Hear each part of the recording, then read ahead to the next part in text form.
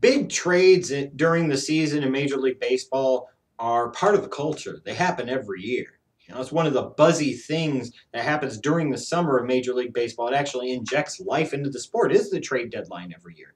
So you grow accustomed to seeing huge deals happen every year in the weeks leading up to and at the trade deadline. Sometimes you get those big deals in the NBA around the trade deadline time during the season, but not nearly with the same frequency or impact or importance as you would see in Major League Baseball. It's very, very rare to see one done in the National Football League.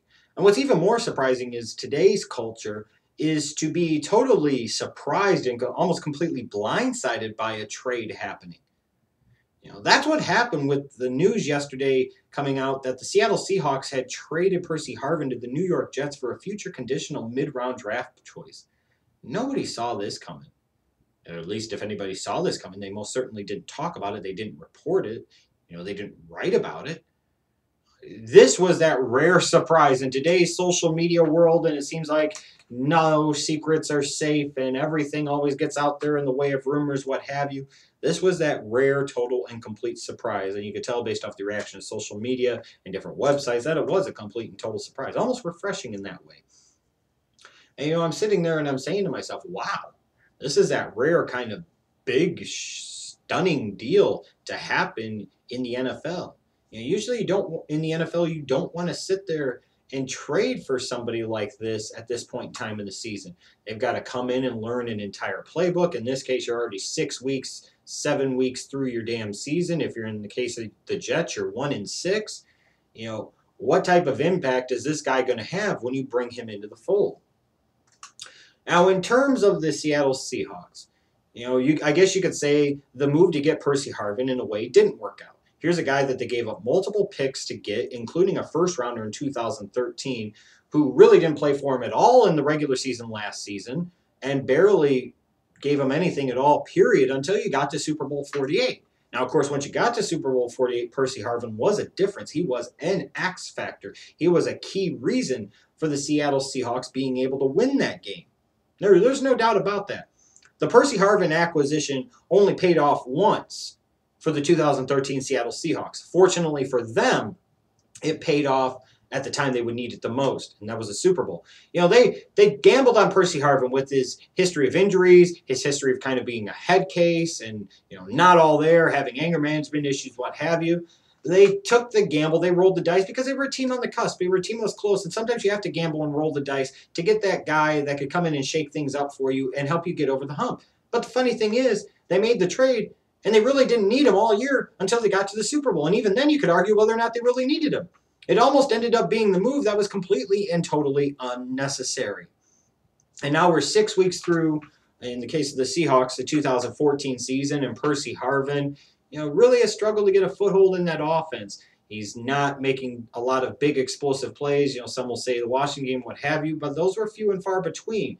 It seemed like Darrell Bevel struggled to figure out how to utilize Percy Harvin best in that offense. It seemed like Russell Wilson and Percy Harvin didn't exactly always seem to be on the same page, didn't have the best chemistry, a lot of different things.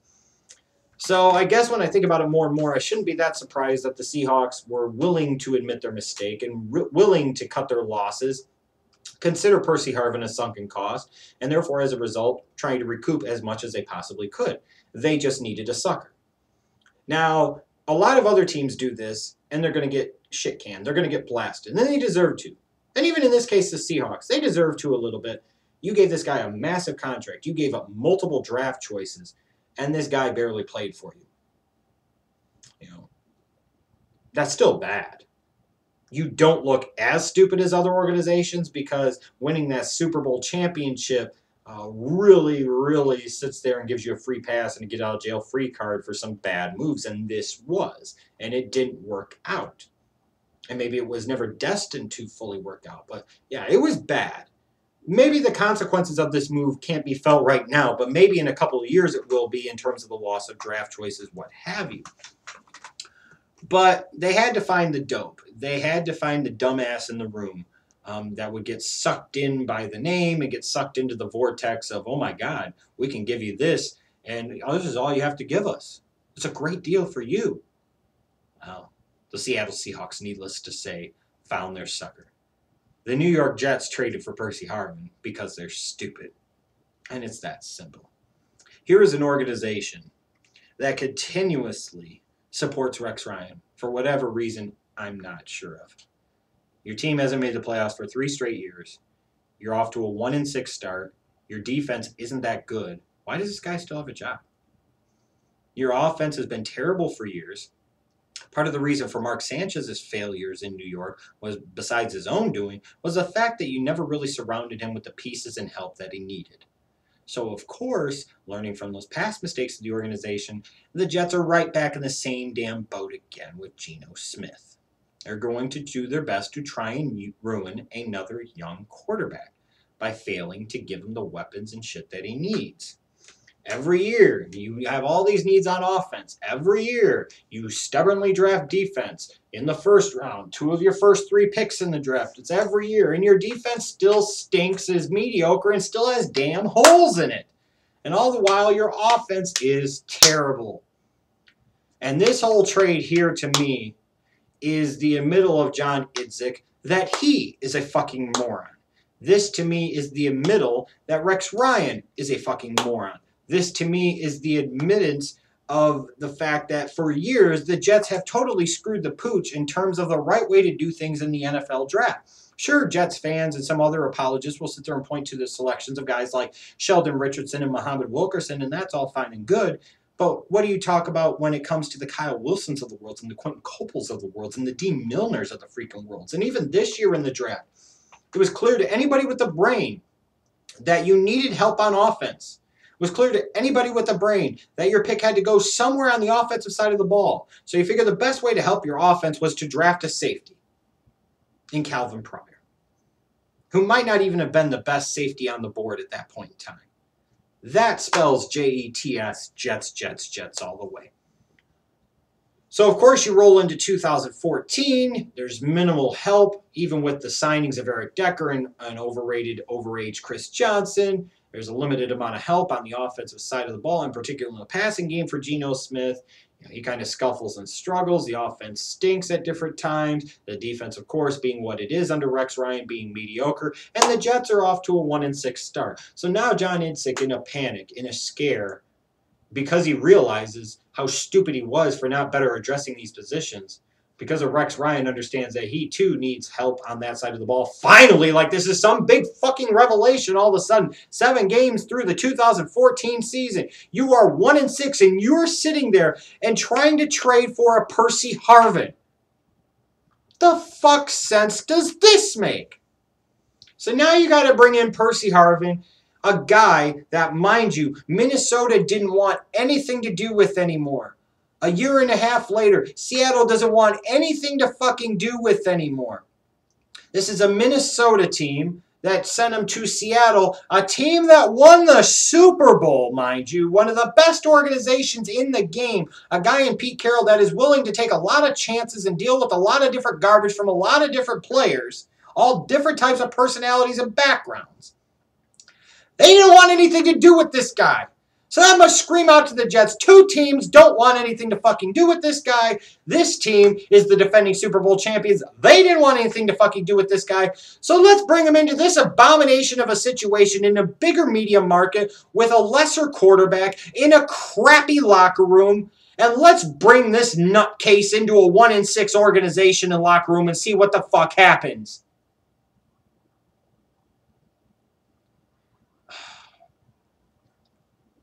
You know, part of the reason the Seahawks made this move is because they were going to get rid of him at some point, and they wanted to minimize their cap hit, especially with having to re-sign guys like Russell Wilson in the upcoming offseason, what have you. And I understand for the Jets, in a way, you don't think like you're going to give up much in terms of a mid-round conditional draft pick, because that'd be a mid-round conditional draft pick. You'd probably spend on a corner that'll blow his ACL in training. Oh, that's what they did in the 2014 draft. You know, they would blow the pick anyways, because they don't fucking get it. They have no clue. And they clearly don't have any clue in this case. You know, some idiots will sit there and say that this was worth the gamble and this was worth the chance. If it didn't work out in Minnesota, and if it didn't work out in Seattle, what makes you think it's going to work out in a Jets locker room in a situation where a team is 1-6 and you're bringing Percy Harvin in basically mid-fucking season? Are you considering this a 9-game trial for 2015? Are you finally admitting that your organization has been derelict in its duties in trying to help its young quarterbacks over the years by instead of giving them the offensive pieces and weapons and help and support that they need, you continually drafted on the defensive side of the ball because you're stupid, and then your defense with all that infusion of so-called young special talent still stinks? The Jets are stupid. You know, draft picks are very valuable currency. And when you're a Jets team that desperately needs a retooling, as the Jets do, bringing a Percy Harvin into the fold is the last thing that you fucking need any part of. Because what will happen is you'll sit there and you'll give Percy Harvin the opportunity. He'll make some big plays. He'll fool you into thinking that he's turned the corner and it's all fine and good. And then you'll pick up his big, huge contract for 2015, tie up a ton of salary cap space into a guy that'll probably go down with an injury and miss half the damn season, and then be a malcontent in that crappy situation. You know, this is desperation on John Idzik's part, and it's so often the case when desperate times call for desperate measures, those desperate measures end up going bust. You end up rolling snake eyes.